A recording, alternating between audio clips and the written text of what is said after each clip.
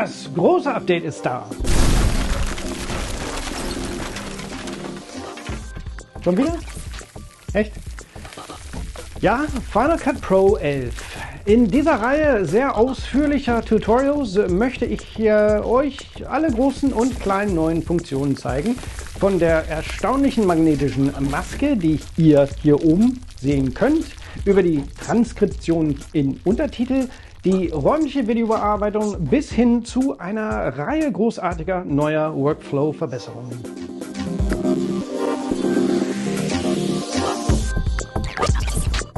Nach der magnetischen Maske geht es also weiter mit der neuen Funktion zu Untertitel transkribieren. Mit ihr könnt ihr jetzt automatisch Untertitel mit einem leistungsstarken KI-Sprachmodell erstellen, das auf Geschwindigkeit und Genauigkeit ausgelegt ist. Und wie wir sehen werden, ist es definitiv schnell. Aber zum Zeitpunkt der Erstellung dieses Videos kann man allerdings nur englischsprachiges Audio transkribieren. Aber Apple hat bereits angekündigt, dass in naher Zukunft weitere Sprachen für Apple Intelligence unterstützt werden, womit ich davon ausgehe, dass automatisch auch die Möglichkeiten der Transkription erweitert wird. Diese Funktion erfordert auch macOS Sonoma 14.6 oder höher, aber im Gegensatz zur magnetischen Maske auch einen Apple Silicon Mac. Sorry, Intel-Nutzer. Schauen wir uns das also an und bleibt dran, wenn ihr Interesse an ein paar sehr coole Apps von meinen Freunden bei Intelligent Assistance habt, die ihr nicht verpassen solltet, wenn Untertitel, Titel und diese auch in mehreren Sprachen für euch interessant sind. Los geht's!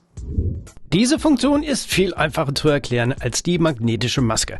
Sie ist so einfach und unkompliziert, wie man es sich nur vorstellen kann und dennoch unglaublich leistungsstark. Das ist etwas, das ich persönlich an Apples Herangehensweise an ansonsten scheinbar komplexe Aufgaben so liebe. Hier habe ich zum Beispiel die englische Version meines letzten Videos, das alles in Final Cut 10.8 abdeckt und fast 51,5 Minuten lang ist. Um dies zu transkribieren, gibt es mehrere Stellen, an denen du den Befehl finden kannst. Du wählst einfach ein Video mit Audio oder einen reinen Audioclip aus und schaust entweder im Bearbeiten-Menü nach, wo es dem Untermenü Untertitel hinzugefügt wurde, oder im Menü Verbesserungen unter dem Viewer. Oder du klickst einfach mit der rechten Maustaste auf den Clip in der Timeline und siehst unten im Kontextmenü auch den neuen Befehl zu Untertitel transkribieren mit der Tastenkombination Shift-Command-C. Und wie ich bereits erwähnt habe, werden diese und andere neue Tastenkombinationen nicht standardmäßig angezeigt, wenn du ein benutzerdefiniertes Tastaturlayout verwendest. Ich wähle es einfach aus und Final Cut beginnt sofort mit der Transkription. Übrigens lädt Final Cut Pro bei der ersten Verwendung zunächst das Sprachmodell herunter und erstellt dann die Untertitel. Nur einmal und natürlich ist eine Internetverbindung erforderlich. Ich habe dies übrigens nicht beschleunigt. Dies ist die tatsächliche Geschwindigkeit der Transkription. Mit anderen Worten, transkribiert Final Cut diesen 51,5-minütigen Clip, der fast durchgehend gesprochene Passagen enthält, in kaum mehr als 30 Sekunden. Wobei der Großteil dieser Zeit für die Erstellung der Untertitel aufgewendet wird, da die Transkription buchstäblich bereits abgeschlossen ist, wenn der Fortschrittsbalken das Ende erreicht hat. Technisch gesehen hat es also nur etwa 10 bis 15 Sekunden gedauert. Aber ich bleibe bei den ungefähr 31 Sekunden, da ich es nicht genau sagen kann. Ziemlich beeindruckend und natürlich basiert das alles auf deinem Mac. Es ist also kein Hochladen deines Clips oder Audios in die Cloud oder sonst wohin erforderlich. Sobald ich fertig bin, kann ich den Clip durchgehen, um meine neuen Untertitel zu bewundern, die standardmäßig im ITT-Format vorliegen. Wenn du jedoch CEA 608 Untertitel zum Einbetten in deinen Clip oder sogar SRT-Untertitel zum Exportieren, zum Beispiel auf YouTube, verwenden möchtest, kannst du sie alle auswählen, mit der rechten Maustaste auf einen von ihnen klicken, zu Untertitelrolle zuweisen und Rolle bearbeiten gehen. Dann das gewünschte Format hinzufügen, auf Anwenden klicken und nun erneut mit der rechten Maustaste auf deine Untertitel klicken und sie deinem bevorzugten Format zuweisen. Oder, wenn sie noch ausgewählt sind, klicke mit der rechten Maustaste, gehe zu Untertitel in neues Format duplizieren und wähle das Format hier aus, ohne die Rolle zuerst manuell hinzufügen zu müssen. Das mache ich mal rückgängig. Als ich das zum ersten Mal ausprobiert habe, habe ich mich gefragt, ob das wirklich so unglaublich schnell ist, wie es scheint. Also dachte ich, ich würde es mit den verschiedenen anderen Apps vergleichen, die ich bisher für Transkriptionen verwendet habe. Und es scheint, als hätte ich mit meinem Gefühl ins Schwarze getroffen. Ich habe Captionator, Premiere Pro, Resolve und Aiko, die kostenlose Transkriptions-App aus dem App Store, mit ihren Standardeinstellungen und mit genau demselben Clip zum Vergleich getestet. Und siehe da, sie waren alle merklich langsamer, einige sogar erheblich langsamer. Captionator brauchte mehr als doppelt so lange, Premiere mehr als 3-mal so lange, Resolve fast 7-mal so lange und Aiko war mit fast dem 14-fachen der benötigten Zeit bei weitem am langsamsten. Also ja, ich denke, man kann mit gutem Gewissen behaupten, dass Final Cut unglaublich schnell ist. Was den Vergleich der Genauigkeit betrifft, kann ich nicht wirklich viel sagen, da ich nicht wirklich bereit war, 5 51-minütige Transkriptionen durchzusehen, um sie zu vergleichen. Alles, was ich nach dem flüchtigen Durchsehen sagen kann, ist, dass keine von ihnen fehlerfrei war. Alle hatten ihre Probleme mit der Erkennung bestimmter Wörter oder Phrasen und auch die Zeichensetzung war unterschiedlich. Letztendlich gilt also, egal was du verwendest, du wirst die Transkription immer durchsehen und bei Bedarf Korrekturen vornehmen müssen. Aber selbst dann ist es immer noch um ein Vielfaches schneller, als wenn du es selber machen müsstest. Übrigens können Hintergrundgeräusche, Musik oder sich überlappende Dialoge die Genauigkeit und das Timing der automatisch generierten Untertitel beeinträchtigen. Um die Qualität der Untertitel zu optimieren, versuche zunächst, den gesprochenen Ton mit Hilfe der Stimmisolation zu verbessern. Allerdings habe ich zugegebenermaßen nach der Anwendung auf diesen bestimmten Clip und dem erneuten Aufrufen der Transkription eine deutliche Verlangsamung festgestellt. Aber selbst dann war es immer noch sehr schnell, nur nicht so schnell. Du solltest es also nur anwenden, wenn es wirklich notwendig ist, um die Transkriptionsgeschwindigkeit zu maximieren. Wenn ich mir das Projekt mit dem Rohschnitt desselben Clips ansehe, kann ich genauso gut einzelne Clips auswählen, sei es ein Video oder nur Audio, oder eine ganze Audiorolle und mit der rechten Maustaste klicken, um nur die Auswahl zu transkribieren.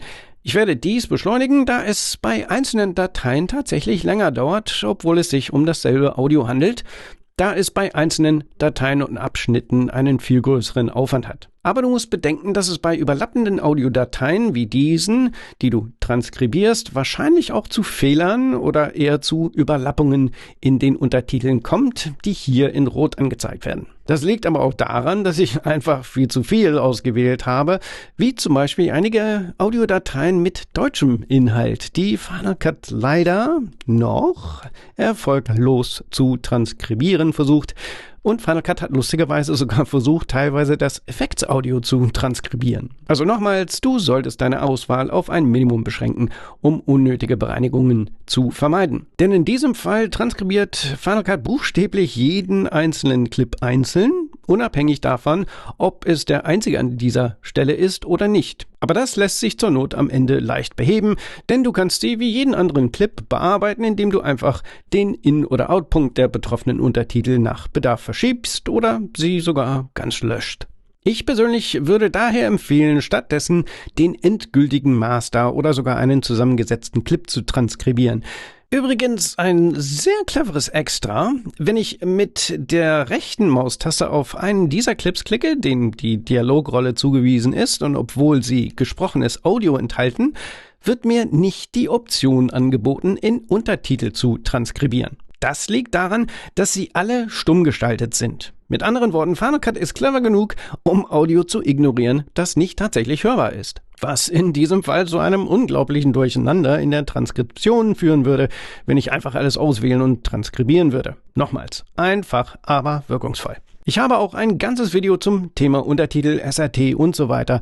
Wenn du noch mehr über das Erstellen, Verwalten und Exportieren von Untertiteln erfahren möchtest, empfehle ich dir das ebenfalls anzusehen. Wie immer, Link in der Beschreibung. Okay, auf welche Apps habe ich mich also am Anfang bezogen, die das Transkribieren von Clips in Final Cut Pro noch viel leistungsfähiger machen können? Nun, da ich weiß, dass viele Leute gerne die Möglichkeit hätten, ihre vorhandenen Untertitel in normale Titel umzuwandeln, vor allem weil die Gestaltungsmöglichkeiten für normale Untertitel sehr begrenzt sind, was übrigens keine Einschränkung von Final Cut ist, sondern von den verschiedenen Untertitelformaten und Standards, an die sich Final Cut natürlich strikt hält, und eine solche Umwandlung in Final Cut noch nicht standardmäßig möglich ist, habe ich meine Freunde Greg und Philip von Intelligent Assistance gefragt, ob sie eine Lösung finden könnten. Und erstaunlicherweise haben sie eine Lösung in kürzester Zeit hinbekommen. Sie erfanden Caption Animator, eine sehr clevere Workflow-Erweiterung, mit der du deine bestehenden Untertitel in normale Titel umwandeln kannst. Aber nicht durch mühsames Exportieren, Importieren, Exportieren, Importieren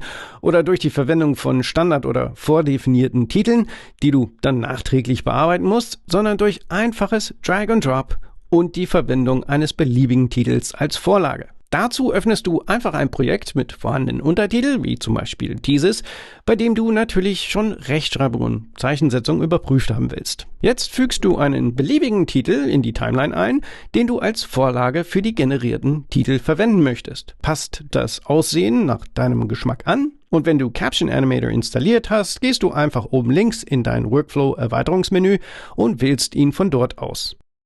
Es öffnet sich ein Fenster, in dem genau erklärt wird, was du tun musst, und wie du sehen kannst, kannst du sogar mehrere Titel in deinem Projekt als Vorlagen erstellen und verwenden. Wenn du das tust, verwendet Caption Animator sie nacheinander, um die darauffolgenden Titel zu erstellen. Sehr clever. Wenn du soweit bist, ziehst du einfach das Projekt mit deinen Untertiteln in das Caption Animator Fenster, wählst den oder die Titel aus der Liste aus, die du als Vorlage verwenden möchtest. Und wenn du mehrere Untertitelsätze oder Rollen hast, zum Beispiel verschiedene Sprachen, dann kannst du aus dem Menü unten links auswählen, welche du konvertieren möchtest, und dann klickst du einfach auf Go. Nach wenigen Augenblicken wirst du gefragt, zu welcher Mediathek du das neue Projekt hinzufügen möchtest. Wähle die gewünschte aus und klicke auf Wählen. Daraufhin erstellt Caption Animator in der gewählten Mediathek ein neues Ereignis mit einem einzelnen Projekt, das den ursprünglichen Namen mit der Endung plus Titel trägt. Wenn ich dies öffne, sehe ich, dass es den gleichen ursprünglichen Schnitt und die Untertitel enthält, die ich über das Indexfenster im Rollenfenster deaktivieren kann, wenn ich möchte, sowie dieselben Untertitel als verbundene Titel. In diesem Fall sind verbundene Titel vollkommen in Ordnung. Aber nicht unbedingt immer die idealste Lösung. Das bringt mich zu einigen zusätzlichen Optionen in Caption Animator, für die ich tatsächlich auch die Verantwortung übernehmen kann, nachdem ich mit den genialen Köpfen von Intelligent Assistance daran gearbeitet habe.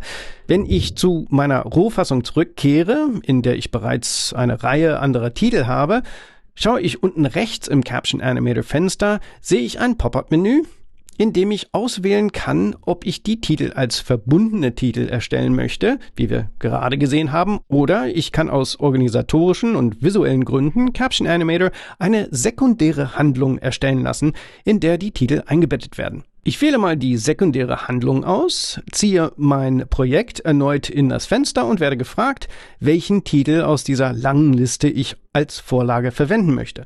Zum Glück ist es der erste, also wähle ich ihn aus und klicke auf Go, um das neue Ereignis und Projekt wie zuvor zu generieren.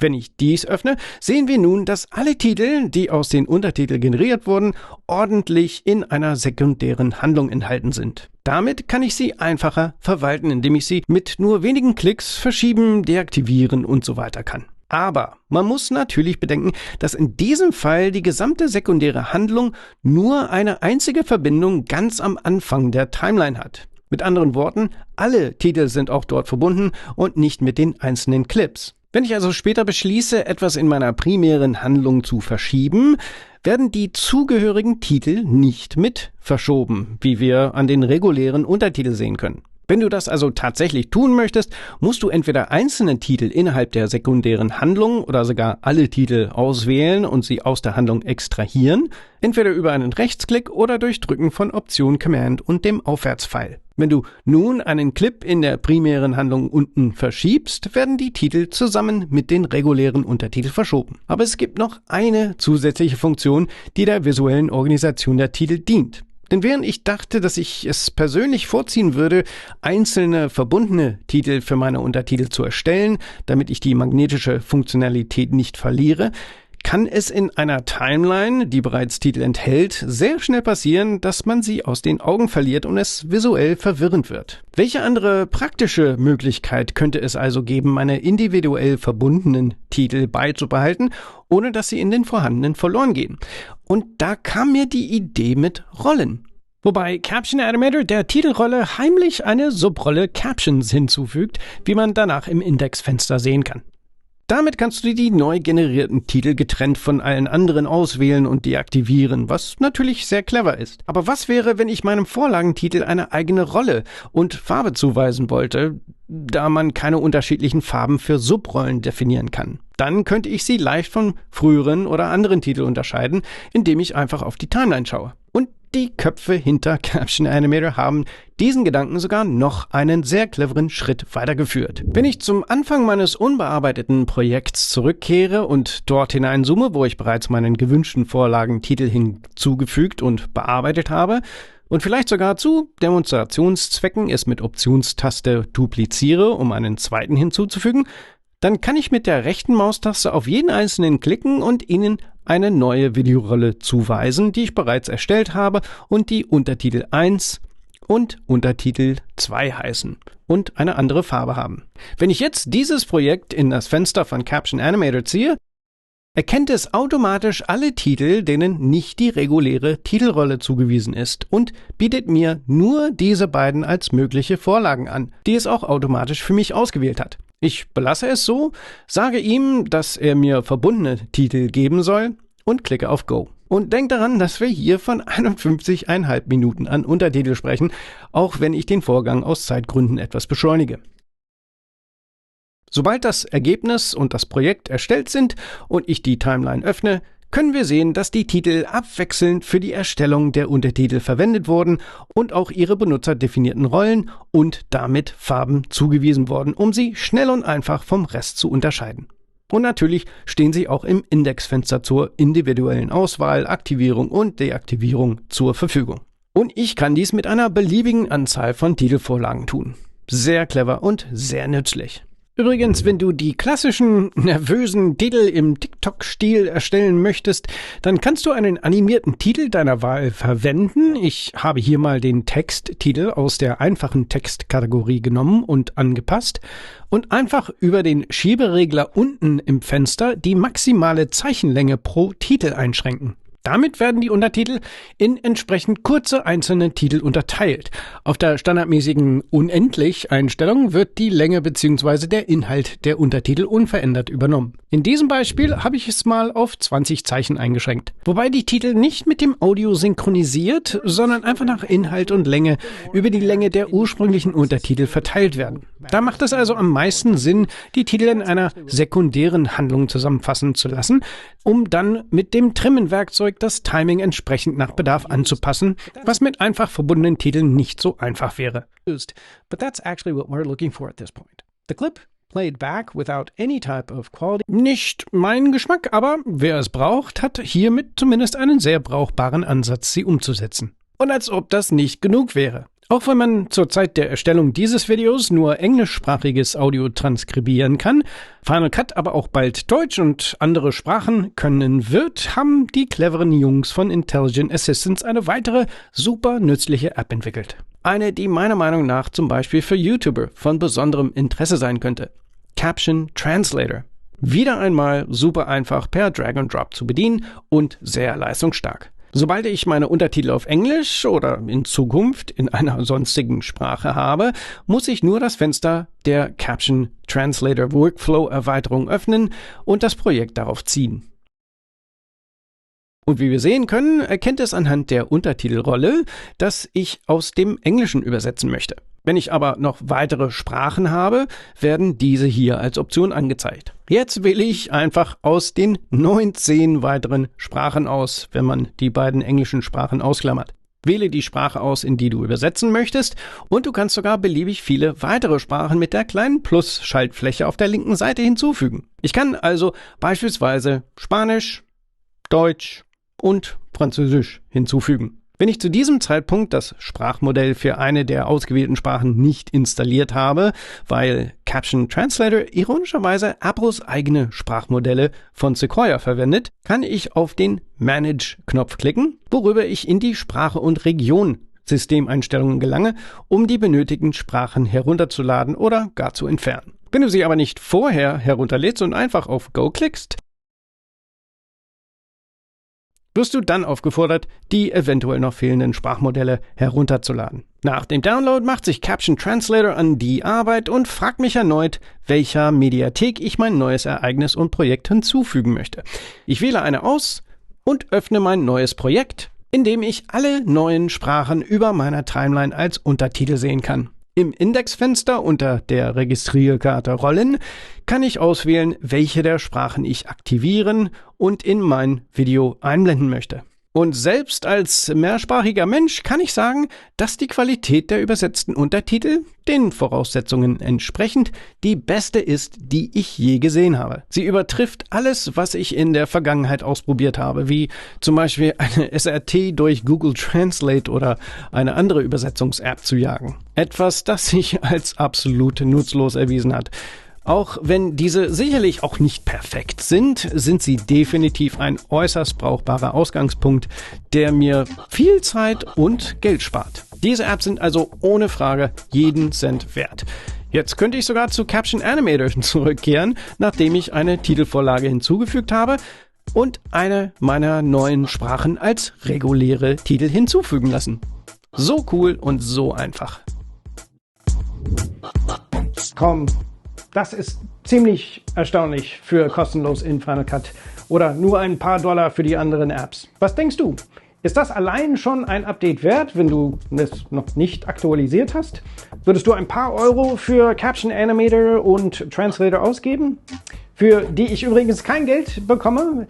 Ich habe lediglich die Entwicklung angeschoben und mitgeholfen und denke, dass sie die perfekte Ergänzung zu Final Cut 11 sind. Ich würde mich freuen, eure Meinung in den Kommentaren zu hören. Ich lasse keine Kommentare oder Fragen unbeantwortet und liebe eine gute Diskussion.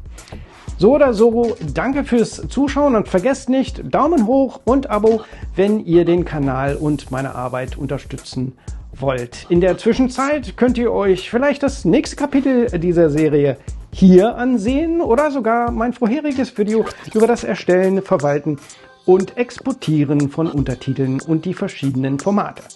Bis bald, passt auf euch auf.